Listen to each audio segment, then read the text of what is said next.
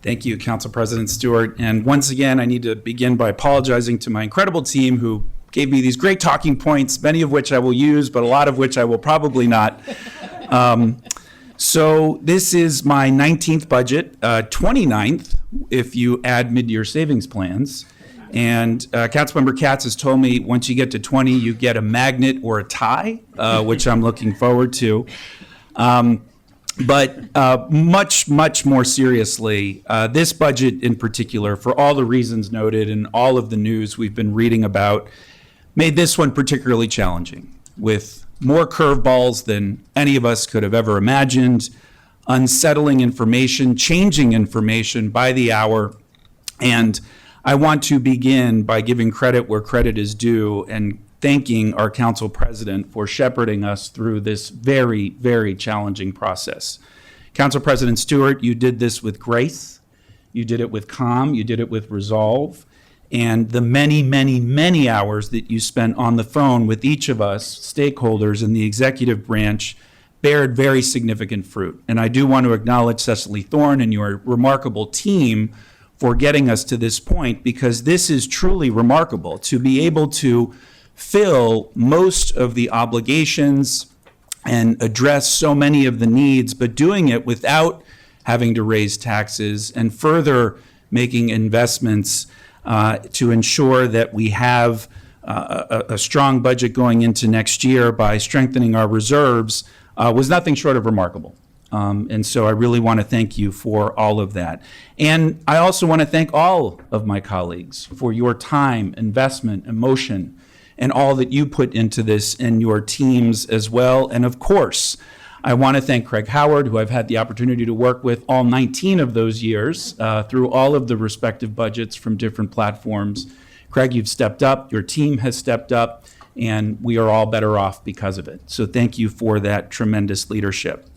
And I do also want to thank the executive branch, particularly for the investments that they made in our social safety net, as has been noted. It's not just morally the right thing to do to take care of our most vulnerable residents. It also makes the most sense budgetarily and operationally, because if you address the needs of people before they're in crisis, then you help resolve budget challenges moving forward and help sustain our communities and families in ways that are critically important. And as a direct result of the immoral, cruel, and incompetent actions of this presidential administration, we are now facing challenges that are truly sobering and that acknowledge that states and local jurisdictions, just as we were in the first year during COVID, are not going to entirely be on our own, but very much on our own. And we will no longer, sadly, be able to count on our federal partners to be able to provide the support that they had been providing for generations. And that's why the enhancements that we've made to our social safety net through enhanced investments in our food funds for our food security system through the Office of Food System Resilience, the enhancement of the reimbursement rate for Montgomery Cares and Care for Kids, the investments in our dental care clinic, and our Department of Health and Human Services, our primary care organizations and providers, the work to end and prevent homelessness, and the work to address the behavioral health and crisis services needs of our community, which are growing by the day, are wise, and right investments. We also want to thank our nonprofit organizations. I'm proud we were able to support the additional 3% inflationary adjustment, acknowledging more will be needed ahead.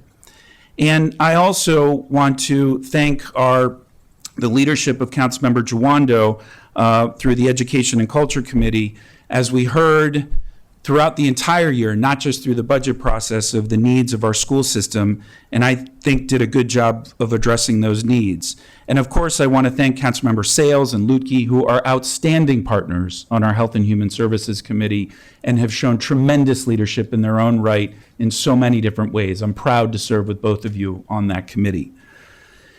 So I also want to thank Tara, Nicole, and Monsi for doing the incredible work of preparing the budgets for the Department of Health and Human Services, which is the largest executive branch agency and had a lot more complications than normal this year. And of course, I want to especially acknowledge an incredible team led by my Chief of Staff, Beth Schumann, then Kristen Tribble, Pam Luckett, and Jackie Rivera Oven. You are all members of my family. And I appreciate you. Sorry, I was going to try to get through this, but it's just really hard. I know. So while I'm extremely proud of what we've been able to accomplish this year under extraordinarily difficult circumstances, everyone here and in the audience knows that we see the writing on the wall, which is in big graffiti letters. I have referred to this budget as a to be continued budget because it will be. The full weight, the full realities of the draconian cuts and the immoral policies being lifted up by this administration have already been felt, but will be felt even more and will come even to more focus over the course of this fiscal year and the ones that lie ahead. And so we must remain steadfast and work collaboratively, which is why of all of the line items in this year's operating budget, one that I am really, really proud of is the investment and the seed funding for the development of the Collective Impact Institute. Because as I've said many times before, throughout my entire career, it's become very clear that no one person, organization, or sector is positioned to solve all of our unique challenges. We have to work collaboratively together. We have to be intentional about creating times and spaces for us to be able to do so. And so through the work of the Collective Impact Institute in Montgomery moving forward, I have higher confidence that we will achieve that goal. But I'll end with this thought. I started on a light note, but I'm going to end in a sobering one. We have to be, and we know we will be, extremely cautious with budgets moving forward and be especially austere. We are going to have what will feel very close to same service budgets because there will likely be reductions through no fault of anyone here or in the community that are going to be our reality. But together, I am confident that we will be able to weather those storms.